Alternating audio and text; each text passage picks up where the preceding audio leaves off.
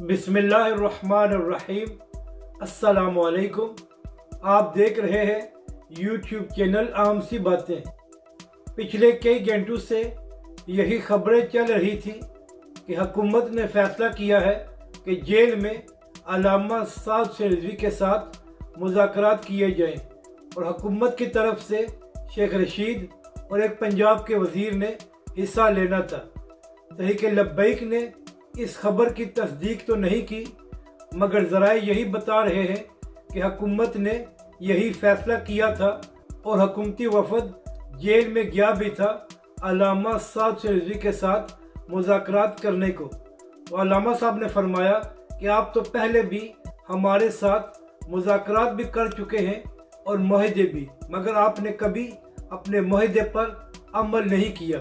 इसलिए जब तक आप अपने मुआहदे पर अमल नहीं करेंगे तो आपसे अगली बातचीत नहीं हो सकती और ना ही हमारे कारकुनान वापस जाएंगे। तो हम कह सकते हैं कि तहरीक लब्बैक के अमीर ने शेख रशीद और हुकूमती वफद को आईना दिखाया है कि आप लोग किस मुंह से मुज़ाकरात करने आ गए हैं।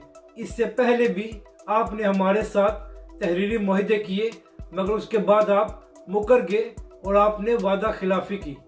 अपनी राय का ज़रूर इजहार करें कि आपको ये वीडियो कैसी लगी और हमारे इस चैनल को भी सब्सक्राइब करें।